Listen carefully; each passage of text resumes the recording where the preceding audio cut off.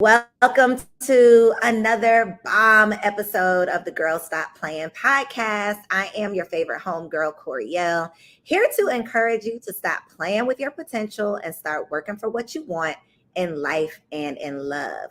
You already know that I believe you can make the money and you can get the honey as long as you are willing to work for it. Today we have an OG, triple OG, big boss in the building, virtually, of course. Y'all, she needs no introduction, but I'm gonna go ahead and give her one so we can put some respect on her name. This is Mia Ray, a mompreneur, fashion and lifestyle blogger, the big boss behind the Glamaholic lifestyle brand. And if you don't have a bag, I know you didn't seen a bag out here in these streets. I couldn't even listen. I tried to run down and get all of them. I got so many, y'all. My husband be like, if another bag show up at this house, I'm pulling your card. Okay, I'm pulling your card. Luckily, he has not done it yet because I think I got one of every collection, every drop. I grabbed me at least one or two, and not even because I need another bag, but there's something that it just does something to my spirit to be able to support this Black woman's brand. So shout out to you, Mia Ray, and welcome to the podcast. Thank you. Thank you so much. I appreciate that. Thank you for having Listen, me. you are welcome. And you know what else? I don't know how you've done this. We're going to talk about it, but you've created like this sensation around being able to get these bags. Like the first time, I wasn't able to get a bag the first time. So the first time that I was able to get a bag, I had to buy I think I bought like 8. I bought as many, seriously, I bought as many as I could. I still have a couple of them. I've been, like gifting them for Christmas gifts. I've given them away at some of my events. And when I tell you the people are so excited because they wasn't able to get a bag either. I figured out the secret, y'all. I ain't gonna share it with how I be getting the bag. But it's a method to the madness. Okay. It's definitely a method to the madness. So shout That's out what I to you. hear. Listen, you like, I don't even know how y'all be doing it either, but we be doing it. We be getting them. And it's literally like not only a statement piece, but it's like a conversation starter. I've been in the airport, I've been on airplanes several times when people are like, oh, I see you with your Glamaholic bag, or they hold up their bag to it. We like, yeah, girl. So it's literally like this. I don't want to say cult because there's such a negative connotation when you say cult, but there is such a community that you have been able to build, which I just love. I just love. So I got to give you your flowers while I have the opportunity to do that. So congratulations on just being able to do the damn thing. Thank you so much. I appreciate that. I worked really hard. Listen, I know, I know, and we're gonna talk about it because it isn't just something that happened. It isn't just something. Even if the people are new to you, it's not. You ain't new to this. And so I want to kind of, go back and talk about your humble beginnings for how the OG got her start. So take us back to Lil Mia, because you big Mia now, but take us back to the old days. Well, I like to say that I am like such a dinosaur because this is my 13th year, Mhm. So when people see or like give like the background that you just gave, it took me 13 years to make this a sensation. It didn't happen overnight. And it really started from my lifestyle and fashion blog. I'm retired now. I'm no longer a blogger, but that is where it started. I started Confessions of a Glamaholic in 2009, and I literally sat at my computer every day and I talked to myself.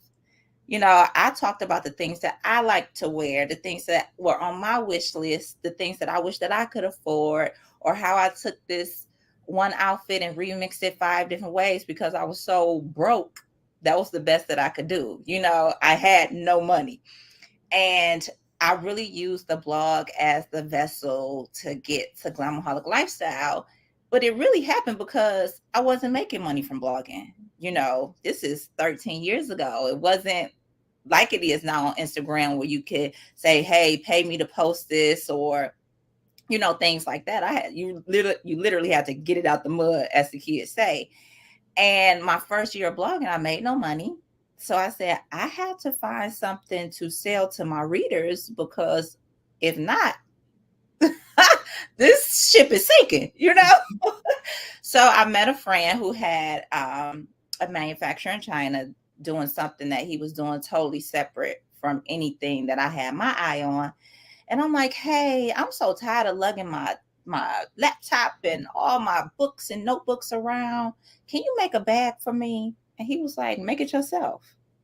And I was like, I don't know nothing about making no bags, But the thing about it was, I always had a love for fashion. I knew I wanted to be in the fashion industry some type of way. I just didn't know how. I just didn't know what. And lo and behold, it was bags, making bags. And that's literally how it started. I had no money, and I started this with pre-order. This was when glam totes were $50. So I posted, I took a picture on my iPhone, put a little, some words across the photo and said pre-order now. And they did. And they did. Yeah. Let's talk about why they did though, because the fact that you started this blog not to make money, because obviously you weren't making money at the time, you were really just talking about what you were passionate about. You were being your authentic self. And I was not around in those days, but I've heard about those days. And what I hear about those days is the connection that people had to you, the relatability that you had, because you say you were talking to yourself, but you were literally talking to so many other women who were just like you. So many women who were like, yo, I got to make this work. Like whatever this is, this one outfit, I got to figure out how to make it the flyest one outfit that I got.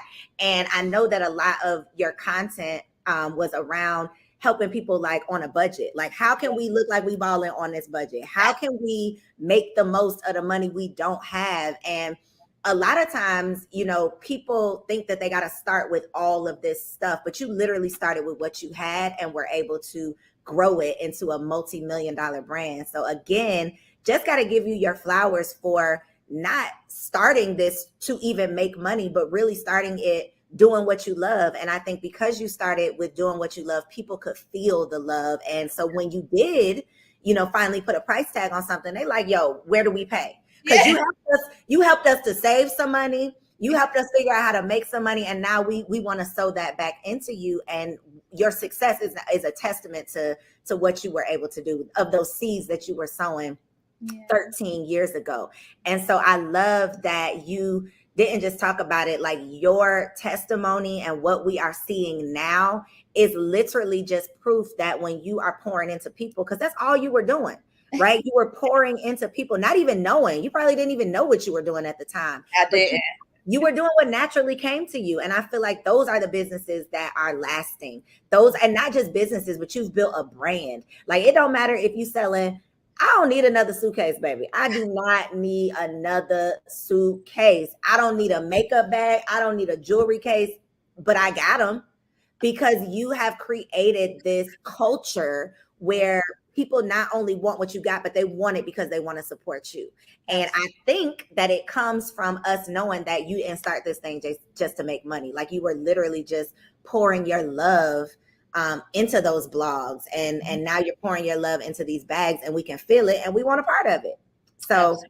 So you were really creating the community before the social media thing, before, it was like the popular or the cute thing to do. And so for anybody out there that's listening that feels like, well, I don't even know where to start, like, start with your heart. Because I feel like that's what you did. Like, that is truly what you did. What advice or words of encouragement can you offer to somebody who might be doing what they're passionate about right now, but they're not profitable? I would definitely say, because even leading into or piggybacking off of what you just said, I was completely clueless. I had no idea what I was doing. I didn't even know an entrepreneur. Like, no one in my family is an entrepreneur.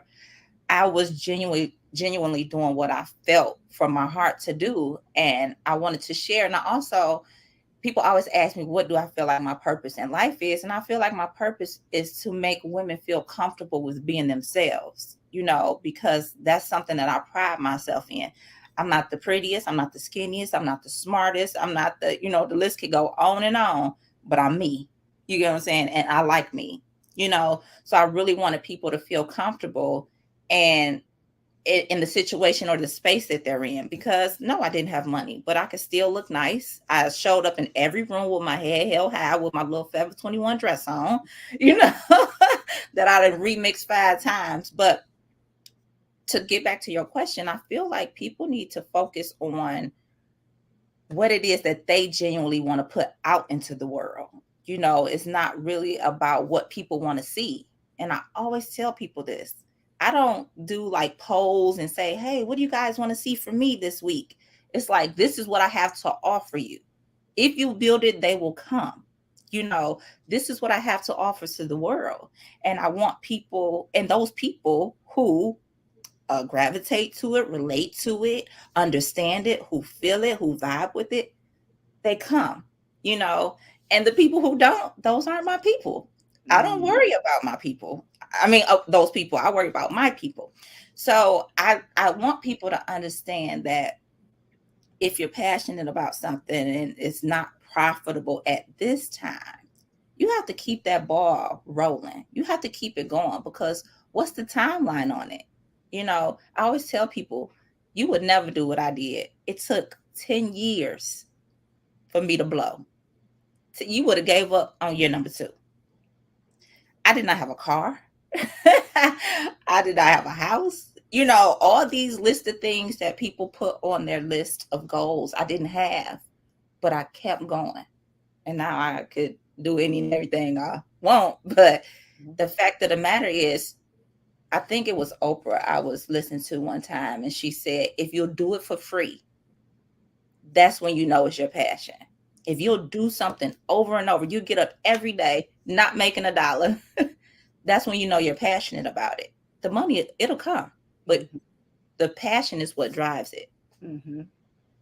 And I love that you talk about the fact that it was 10 years in the making, because you have to be able to start, even though you don't know what that finish is going to look like, or even though you don't really, we have an idea of this timeline. And like you said, most of us is like, if I ain't figured it out in 2 years, this ain't for me. But you stayed down for your own dream, and you were willing to do the work, even when you weren't seeing the results, right away. And so if anybody, if God literally came down and told you, I know it's looking rough at year 1, year 2, year 3, year 4, year 5, but by year 10, this thing is going to blow in such a way that it's going to blow your mind. Anybody would sign up for that. But you got to be willing to sign up for the unknown. You got to be willing to bet on yourself in such a way that you know it's going to blow. And that's whether it's year 10 or year 20, tell me, was it worth it, Mia? What you are experiencing right now, would you do it all over again to get here? And I know you got more coming, so you ain't even at the top of the mountain yet, but would you be willing to do those rough days, those no car days? I think you were living in like the attic, or your mama's, like, would you be willing to do that over again to get to this point? In a heartbeat. I would do it all over again in a heartbeat. I just posted my second Forbes interview, and I thank you. And I told people in that moment, I remember being on my knees crying, like, I can't even pay my light bill, like on my knees, like, what? I remember sending my son, I didn't want him to miss out on like a summer camp. I had to buy a plane ticket. I get to Washington, D.C. I probably had like $232 in my bank account. And I sat in a hotel and I'm like, what is going on? Like, it's things that people don't know that I went through, and how I just wouldn't give up. I couldn't believe, like, just some stuff that I remember. I'm like, girl, was you crazy? Like, yes, you had to be crazy enough to keep going. It takes a little bit of crazy. It takes a little bit of crazy to keep going in the situations that I was in. And I'm like, all right, cool. I cry. I take me a nap. I get up. I get back to work. So would I do it again? I would do it in a heartbeat, because everything, and I'll tell you why, every single thing that happened and occurred, it was for a reason. It is literally what led me to this very moment. It was for a reason. I needed every single ounce of everything that happened to me. I'll do it again. All of it was a part of it. All of it was a part of it. And I definitely have to just say that mindset, like, we haven't talked about mindset, but outside of even like reading the books and, doing the things to develop your mindset. Yeah. That little bit of crazy that it takes to keep going, that is the mindset. Like, that's it. It's knowing knowing and believing that God has something greater for you. Like, I don't even know what it is. I can't describe it. I can't even imagine it right now. Because I know back then you couldn't even imagine. Like, if somebody would have told you, if somebody would have just showed you a vision, you would have been like, girl, stop playing. So the mindset piece of because everybody thinks it's skill set. Like, I gotta have what everybody got in order to do it. But no, you gotta have the mindset that I'm gonna figure this out. I'm gonna keep going even when I don't know how I'm gonna keep going. Even when it seems like it's not working out, even when it feel like God then forgot about me, like I'm going to keep going because I didn't forget about me and I didn't forget about, you know, the promise that he made me. And so I love it for you, Mia. I can't lie. It's like, I say I wasn't around in those days, but I feel like, yo, this is my homegirl. And I feel like that's what people love about you is you make people feel like this is my homegirl and I'm going to support whatever it is that she has going on because you have remained, you know, true to yourself. You have remained humble. I don't really know how you remain humble because if I was doing the numbers, I'm just gonna tell you, if I was doing the numbers like you doing the numbers, I don't know if I'm gonna be that humble, Mia. I don't know if I'm gonna do it. That's probably why I ain't got it yet because I don't know how to act. But you make people want to, you know, support you and just throw their money at you. And again, I know that, you know, your mindset being able to push through. That was definitely part of it. Do you have like a book that you can reference or something, a podcast? I know you mentioned Oprah, but is there something that you can share that someone who right now, like they know that they're meant to do something, they might not even know what that something is, but they know that they need to work on their mindset in order to figure it out. Is there some resource that you can offer or share that has helped you along the way? I mean, outside of the Bible, because, you know, just knowing that the power of the tongue and the mindset and just believing. I always say I had this feeling. I know it's the Holy Spirit telling me to keep going, you know. So it's like you have this feeling. Something is in you telling you to keep going. Don't stop. I had that time after time after time. And now I look back, I'll be like, that's what that was. You know, but a lot of people, when it comes to the books, it's like, and kind of like what you said, you can read every book in the library. If you don't believe in you, it's kind of like it's gonna go in one ear and out the other. I've read plenty of books. I remember when I first started, maybe in year number 2, 3, maybe, I read The Secret, you know, and I know somebody told me it's like The Secret is like the Bible. It just takes the religion out of things. And I can see that, but also The Secret is about just what you believe, what you speak, what you know, bring around you. And those things kind of help me to, in the beginning stages, realize like, okay, it's time for me to start maybe focusing my attention to the things that I really want out of life. You know, I remember Oprah was the first person that told me to, and I always say told me, like she told me personally. I was going to say, come on, speak it, because she gonna be telling you. She gonna be telling you. That's my auntie.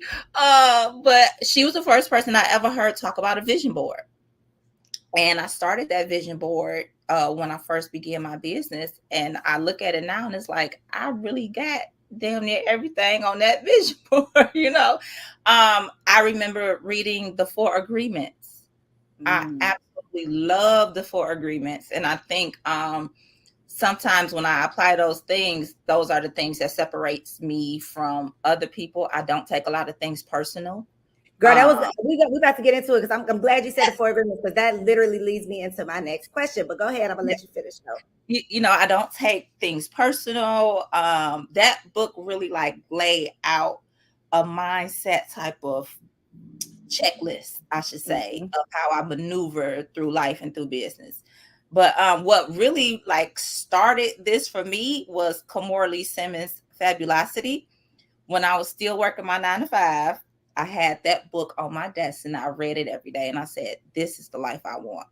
This is how I want to live. This right here.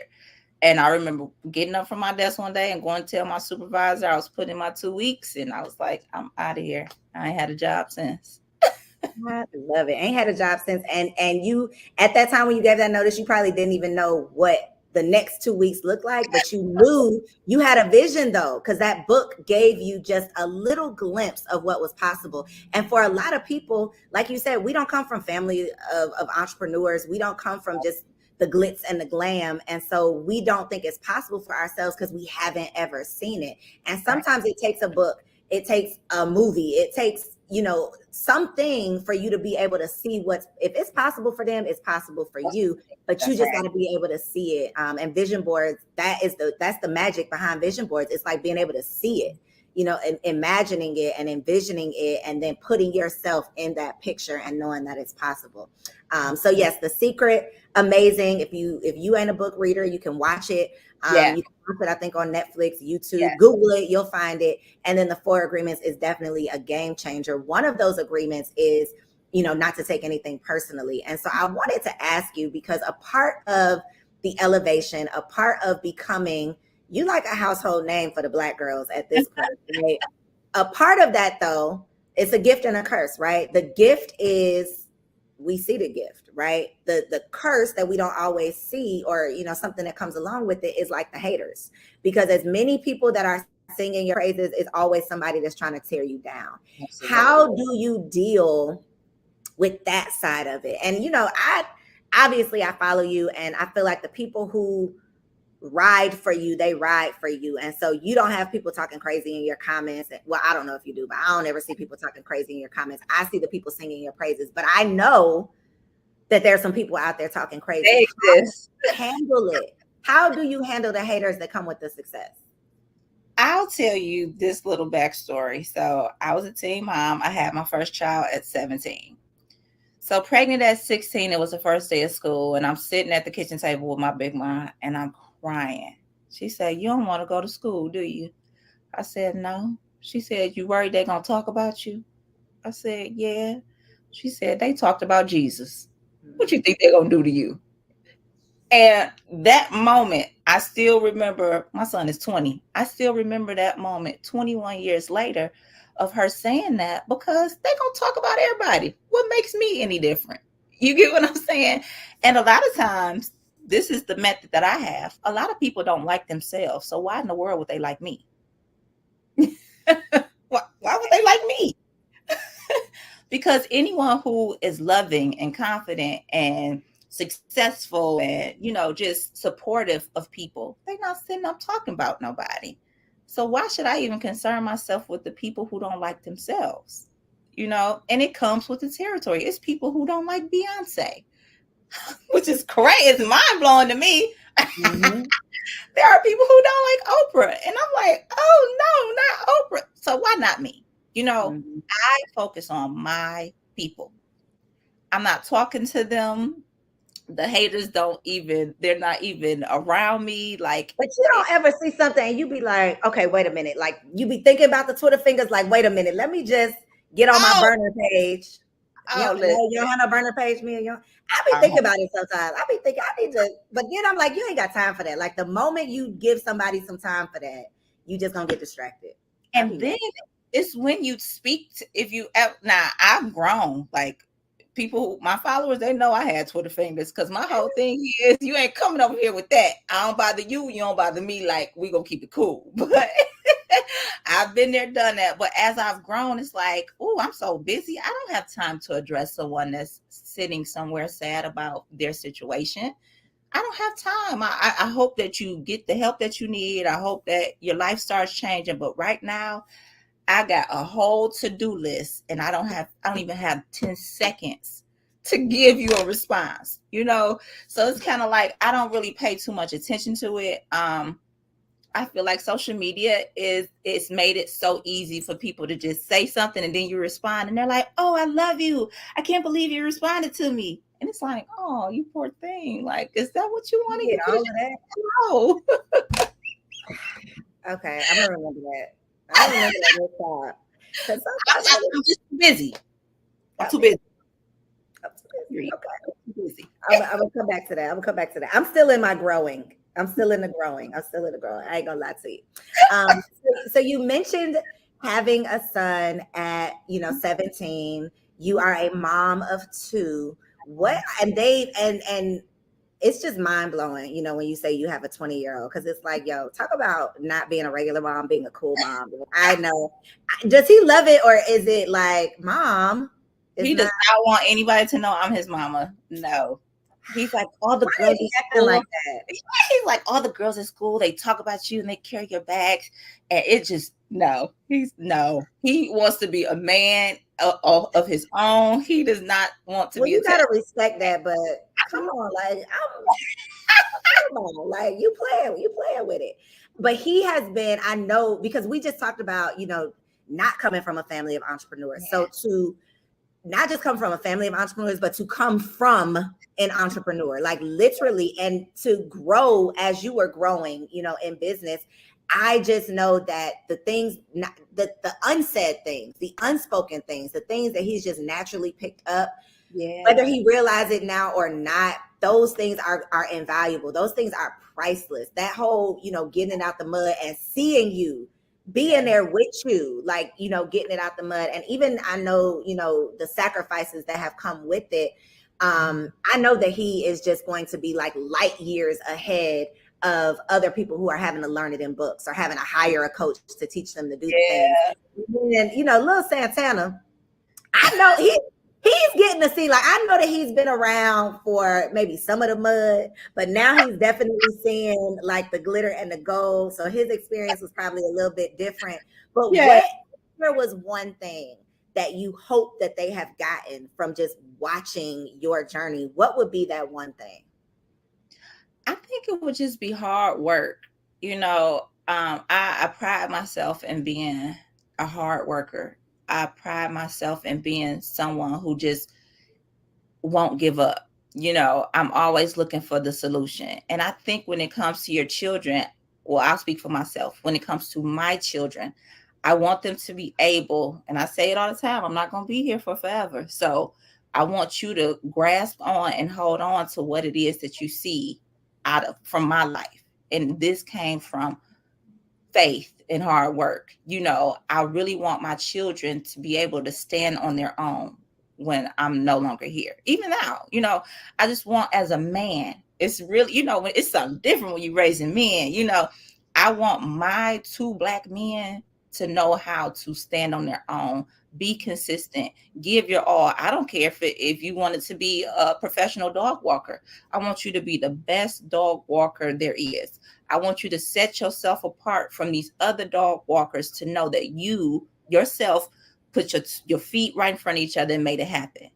So I really think that outside of the hard work, just humility. I want my children know that, when it comes to life, money is not, I don't really focus on the money. I know I call myself money making me a Ray and all that.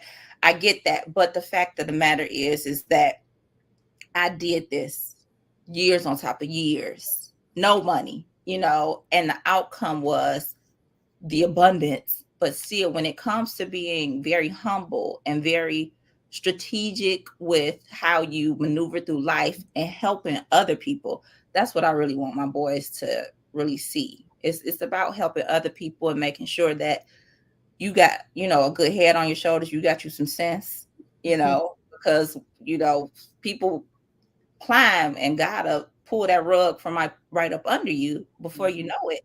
And life is really about, just keeping your head on straight, working hard, being very, connected with others and not just, selfish and focusing on yourself.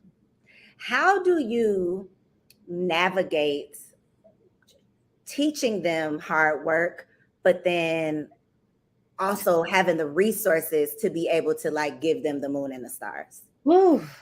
That's a juggle. That's a struggle. Now Munchie, that's my oldest. He was with me shooting in the gym. It was a Christmas where I could only buy him 5 things. And he looked at me and he said, "This is the best Christmas ever." And I was like, "Oh, my heart. Thank you, Jesus." But the little one, ooh, child, he liked to go to Miami. He liked to eat at Mr. Child's, Living his best life out here. Yes. Living the Glamaholic. He living a lifestyle, baby. He is.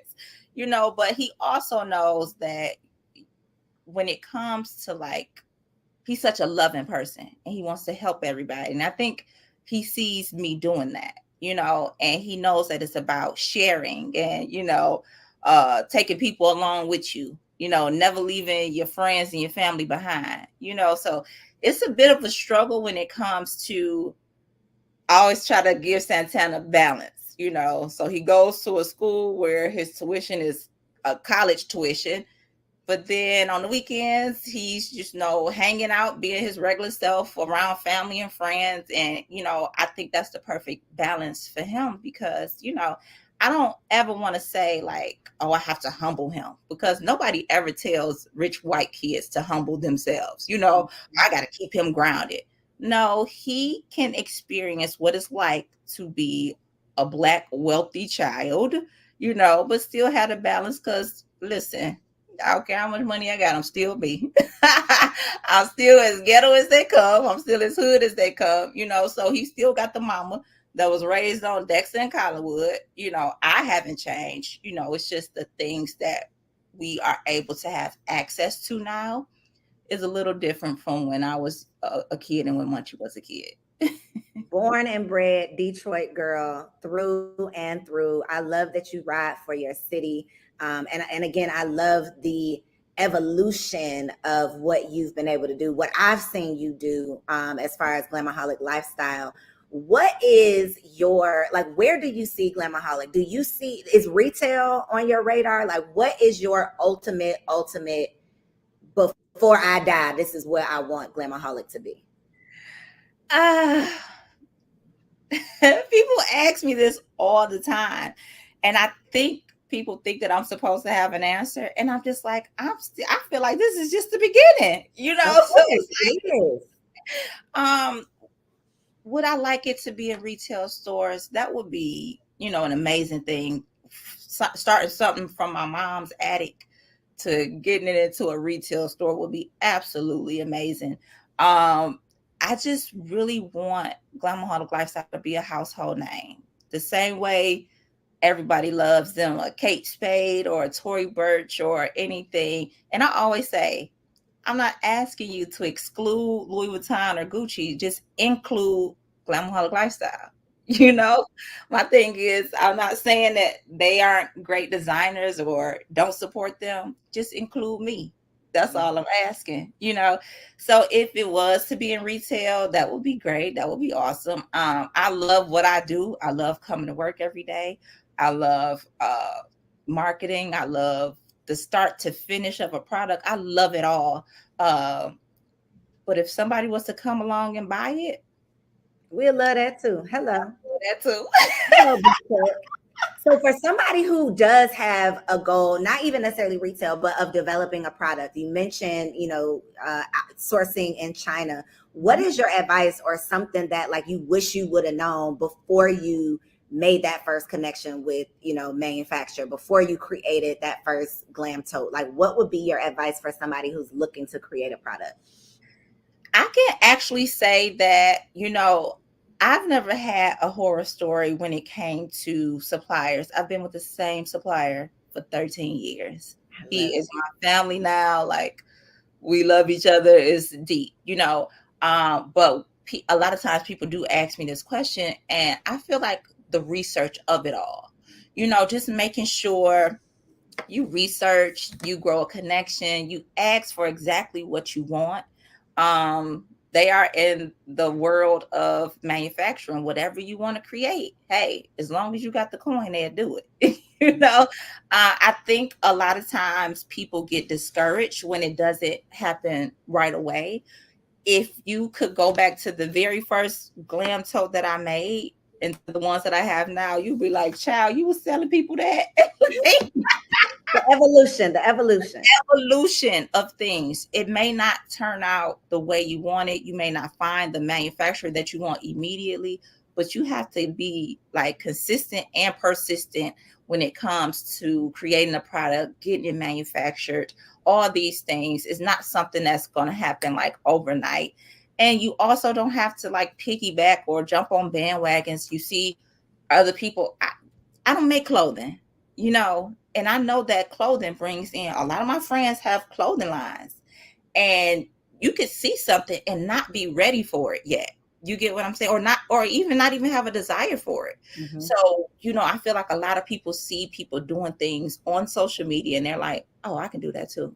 Let me just find a man. I wonder who her manufacturer is. And then it's like the outcome that you thought that you were going to get, you're comparing it to the person that you got the idea from. It's kind of like, I don't want to do this, because you're not passionate about it. It's just about you doing something that you saw somebody else do. But when it comes to manufacturing, learn the game A to Z as much as you can. Even still right now, 13 years later, I'm still learning about customs and shipping. And because the bigger I get, I get into these different dynamics. It was much easier when I was shipping one box to my doorstep. And now I have a whole container coming in. I have thousands of boxes coming in, and it's still a learning game for me. But if I could just say to be consistent, ask for help if you know anybody that is in the game, or like I said, when I first started, we didn't have courses and ebooks and seminars that'll help you do it. Go out and attend these things that could potentially help you, but don't just sit there and take notes. When you get home, you got to open that notebook up and get to work. Yes, and take action on those notes that you took. Yeah. So that's my personal question. These Glamaholic G necklaces, are they ever coming? This is a personal thing. I mean, your business. I know you be getting mad at the people when you like, this is not what we even talking about. But I just figured I would go ahead and throw that out there. You could just roll your eyes and not answer if you want to. It's a surprise. It's a surprise. Okay, you giving me hope. Okay, I was just wondering. I'm holding on to that hope. So that's fine. I'm going to be right in line with the girls trying to get the things. Okay, so my last question, Mia, I got to get in your business a little bit, and I'm not really going to get deep. But I want to know, as a super successful, I'm already claiming that you're a household name. As you evolve, as you grow, as you become more well-known, how does that affect your dating life? Well, I've been in a relationship for 4 years now. Oh, shit. Okay. Okay. Newsflash, baby. He's behind the scenes. Got it. Okay. All right. Okay. Well, we can X that off. We've been together 4 years now. So it's been a good minute of, but I can still comment on this because I was Mia Ray when I met him, When I was who I was when you found me. Okay. I was already Mia Ray, but I feel like I get this question a lot when it comes to like you being this strong, successful woman. Like, how does it make your man feel? And you really have to just, when it said it's somebody for everybody. And my person is the person that want Mia Ray to shine, and he want to stand in the background and mind his business and go about his day. He's not in competition with me. He don't want to be me. He don't want nothing that I got, So when it comes to that, you will, like, I've seen you find your person. Like, I was there seeing you find your person. Okay, I saw it. So I feel like, watching stuff or watching people like you gives so many women hope that it's possible, because the world makes you feel like you have to choose between success and love. And I ain't got to choose nothing. Like, I can have any and everything that I want, and I have it, but I do know that's something that, I went through. I kissed a lot of frogs, Every frog ain't your friend. They don't want to see you happy. They don't want to see you rise. A lot of men are insecure when you're with a woman that is successful or making more money than you or things like that. But when love is the focus, like, I'd hate the money debates on social media. Like, the man got to take care of me. I can't stand it. People who ain't, it's like when you have the right person, all of those silly conversations go out the window. You ain't even worried about that type of stuff. No, this is a we thing. So it's like, this is a team. So we're not against each other. We're not using each other. But I do feel like that is something that, not just successful women or entrepreneurs, it's just women. It's something that, is a struggle for everyone. But I definitely feel like it does exist. I hope that, I do give women hope. Not that I share a lot about my relationship on social media. I don't, but it's just in the world that we're in now. I just want some stuff to myself, like you know. Yes, yes, yes. And I hope that women Have that for honor yourself. that. You know, I hope that women honor that, you know, that it's okay to have something sacred, and you don't have to prop up a phone and show you and your mate waking up out the bed every morning. You know, it's okay to just do whatever you want to do, whatever it is, just do that. But I want people to see, and there are certain things that I show that, you know, people know that I'm respected, people know that I'm loved, people know that my children are loved by this person, by my man, you know. And seeing me from day one to now, I know a lot of women are happy for me, and I hope that they see that, you know, it does exist. Yes, and you really can't. That's the whole, Mia. When I tell you, like you said, what would you do for free? Being able to inspire people, being able to have these conversations for Black women who are really like starting to lose faith, whether it's making the money or getting the honey or both. You know, it's like, this is what does it for me. This is really truly what does it for me. What really makes my spirit feel like, girl, you doing what you were sent here to do, because Right. so many of us get distracted and lose faith and lose sight of what's possible for us. So Yeah. I appreciate you, just all that you do to inspire the girls who, you know, don't have people around them that are cheering them on, or don't have people around them that are examples of what's possible. You are literally showing the little Black girls that it truly can happen if you are willing to work for it. So I appreciate you spending some time with us. Let the people know. I'm gonna go ahead and scroll it on the bottom. Now y'all can log on. I don't know if you're gonna be able to get anything, because she be acting. Sign up for the text messages though, because that's the real game right there. Is get on the text list. How can they get on this list so that they can hope and pray for one of these bags?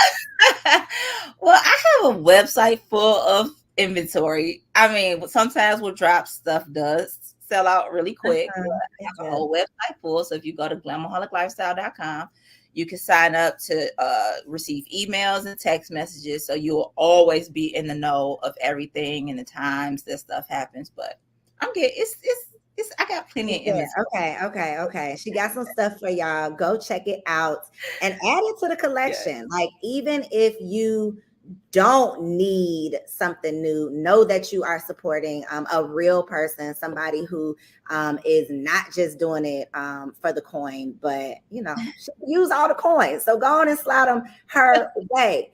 Listen, I appreciate you, Mia. It's always a pleasure being able to connect you and share my platform with you. So thank you for being a part of the Girl Stop Playing podcast. And thank y'all for tuning in, tapping in. Another bomb ass episode with a baddie who got that bag.